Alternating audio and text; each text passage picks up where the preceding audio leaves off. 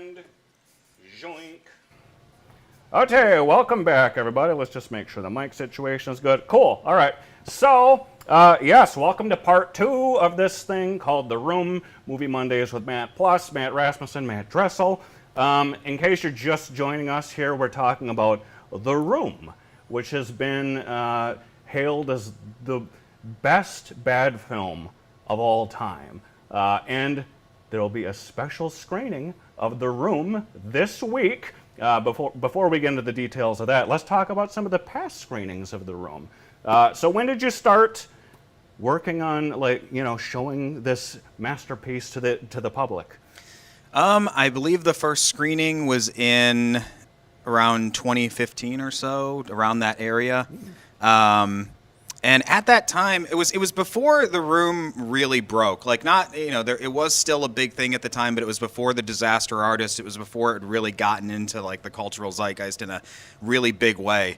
And I know that because one of the things that I do for the screenings is I put together a reel at the beginning where I go through a lot of Tommy clips and I go through all of this stuff. And I remember when I initially did it, it was a lot harder to find things because Tommy just wasn't around that much. So the pickings were kind of slim when I'd be looking for clips in the original screenings. I still found them, but there wasn't that much. Now, looking at all of the clips, it's almost overwhelming how many videos there are with Tommy, how many videos there are with people talking about The Room. I mean, it's a lot more insane. So it's very different climate. But when we did those first 2 screenings, I was shocked because, I went to LA and you kind of just pick up these traditions as you go. There's not like a list. There's not like a thing that you look at that tells you what to do when the movie is going. You kind of hear rumblings of, when you see water, you yell water. But I was worried okay, well, we're doing the screening. People aren't going to necessarily know what to do, but everybody came and it was everybody had done their homework or been to screenings or whatever, and it was just electric. Everybody knew exactly what to do. I was learning new traditions that I hadn't seen before. People pop up, and that's the great thing is you never kind of know what's going to happen because it's spontaneous. It's usually improvised. There are rigid traditions that happen, but every time I go, I swear something new happens, and it is the rowdiest crowd. It's just because there's a lot of drinking and because the screening demands participation and demands people interacting with each other. It is hands down doing The Room. I did a lot of screenings of various films, but doing The Room, I would be just straight up exhausted at the end, especially because then, we throw spoons. That's the biggest thing with The Room. The cleanup. Yeah. I would be responsible for going in with a broom and cleaning up the 1,000+ spoons that are thrown. And then also broken wine bottles because people just go nuts. The first one I remember was a little chaotic, but the second screening I remember being actually I had to step away from the screening for a minute and go out into the lobby and be just okay, this is pretty insane here. I remember somebody threw a football at me. And I was just okay, I was this isn't, that's not how this works. So we brought, instead of, everybody's going to bring actual footballs, I'm sure. That's just part of it. But we brought inflatable footballs for this screening that we're going to throw out into the crowd. And so it's if you get hit with one of those, it's not the end of the world. But it can be a little rowdy once people start throwing the actual footballs. But it's still it's an experience unlike any other. The last 2, the reason we're doing a third one is just because it really is, like I said, the quintessential bad movie and just the time that I know I've had the most fun and experienced the most crazy stuff at a screening. So I'm excited to do a third one that we're bringing back midnight movies at 7, which is something that's been gone for a while. COVID kind of just killed it, and we haven't had it around for a while. And so when we were talking about how to bring back midnight movies at 7, I was just it has to be The Room. We have to start out with The Room because that's the one that's it'll bring the most people, and it's the one that people think of when they think of, bad movies. So that is a perfect way to do it. Yeah, man. And, is there anything special that people can expect at this screening versus the others? Is there anything new? So, we'll do all the traditional stuff. We'll do the football. We'll do the spoons. We'll do we'll do all the traditions. But what we do with Midnight Movies at 7, obviously we give away prizes straight from Tommy's store. Got to have underwear. This year we have beanies. They have the new Room beanies. Oh, wow. He always is updating his store with new things. So there's always something interesting to have there. So we always have prizes. I love to give stuff away. I love to do trivia. But one of the things that I do, that I alluded to earlier, is I love to go through, and this is for any movie, not just The Room, but anything we show for Midnight Movies. I like to go through and look for as much media about it as I can. So for this, I really went through and I grabbed literally every interview with Tommy I could find, everything he's done, any appearance he's made, literally anything, and basically then just whittle it down to a 4-minute kind of reel of his best stuff. And so I always like starting off screenings with things like that because it gives you a look into something that you might not have known. I like to look for really obscure clips. I like to look for things you probably haven't seen before. And it's a lot of Tommy packed into 4 minutes. And I think it's a really great way to start off a screening. It'll get people really kind of pumped right before we lead into it. Man, and this does remind me of the amazing other thing that you run, which is the Junk Food Film Fest. Yes. And I was just there at the last one, and we had a screening of a Tommy Wiseau movie. Yeah. And I witnessed all kinds of new traditions. Like, of course, the audience hadn't really seen it before, so there weren't, very specific things playing out there. But, like, that was an experience in and of itself to see a new Tommy Wiseau movie. Are there any takeaways you had from Big Shark versus Big Shark's by the way, versus The Room? So I was honestly apprehensive about Big Shark at first because, well, first off, I hadn't seen it. I really like, occasionally for junk food and midnight movies, I like not watching the movie we're going to watch. This happens more at junk food. It happens a couple times where, like, I'll go in clean too, just because I like experiencing it fresh with an audience. And also with Big Shark, they didn't supply us with a screener. They just sent us the movie. It got uploaded to the projector. So I was just like, all right, well, we're going to see what this is like. I was honestly nervous because you never really know what the second film of a person like this will be. I look at, like, as an example, Birdemic. Birdemic was directed by James Nguyen, and it had kind of a similar story where there'd be these crazy screenings. Everybody would bring coat hangers because that was the big thing from Birdemic, and James Nguyen would show up and do his Q&As.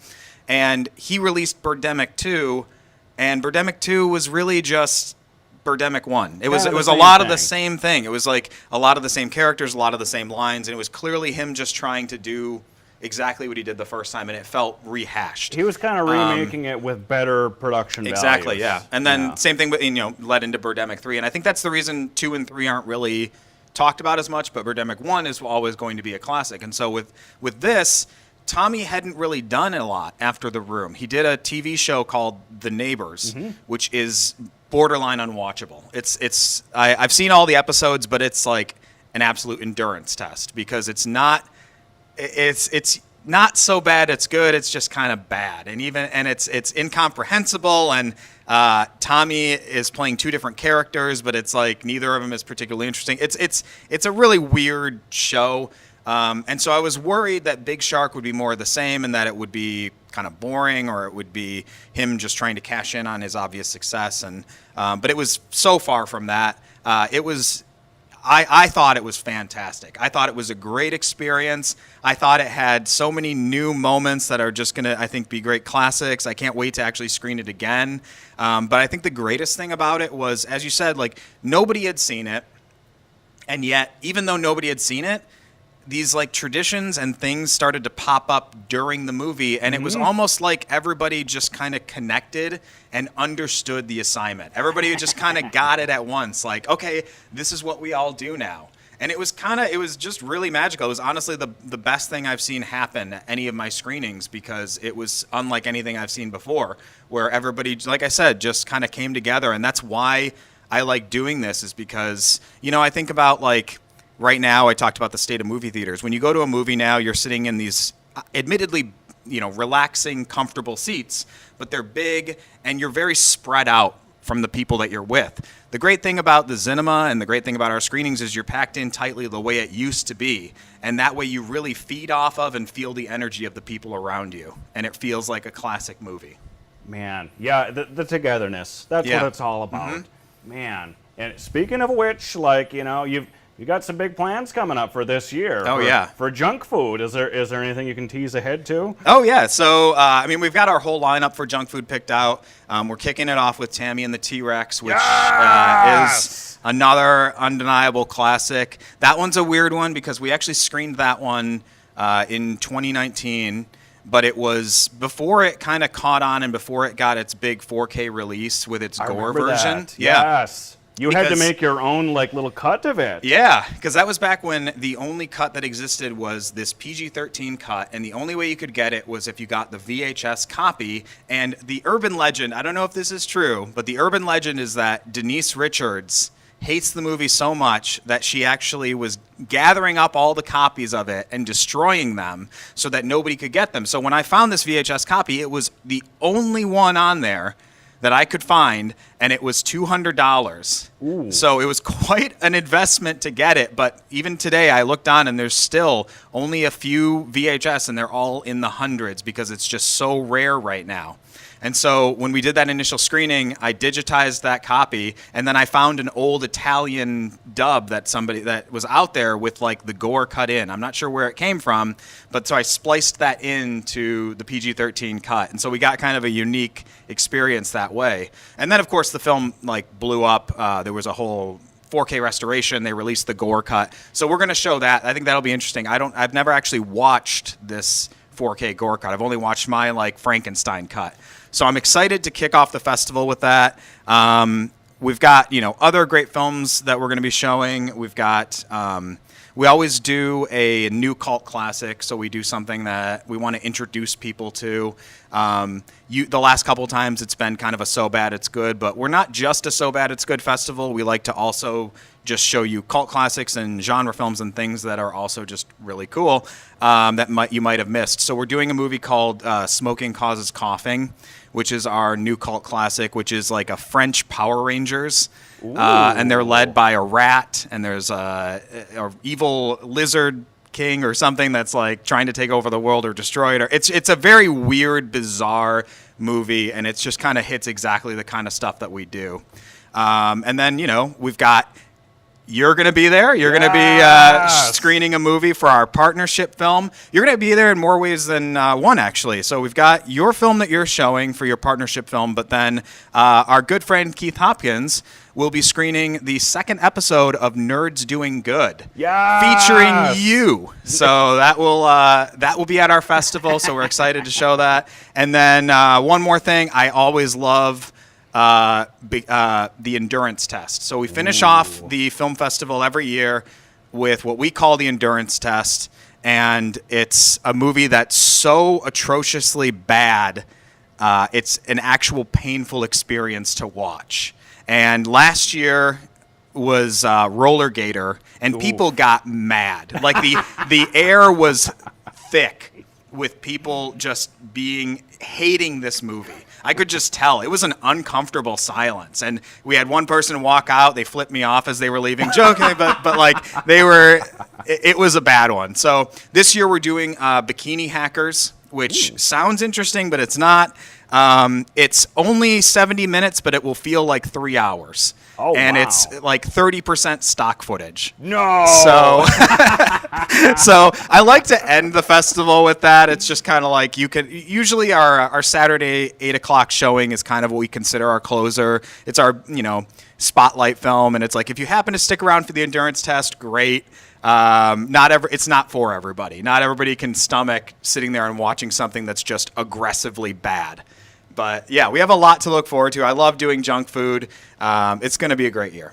Maybe we should have a "I Survived the Junk Food Film Fest" T-shirt, because like you said, Roller Gator was difficult, but I survived. Yep, definitely. Man, okay. So is there anything else that we should know about anything that you have coming up before we wrap it up here? We're just, like I said, we're kicking Midnight Movies off at 7. Midnight Movies at 7 off again. So we're going to make that a series. We're probably going to do it every other month. We've already got our next one lined up. Already got tickets available. We're doing Samurai Cop.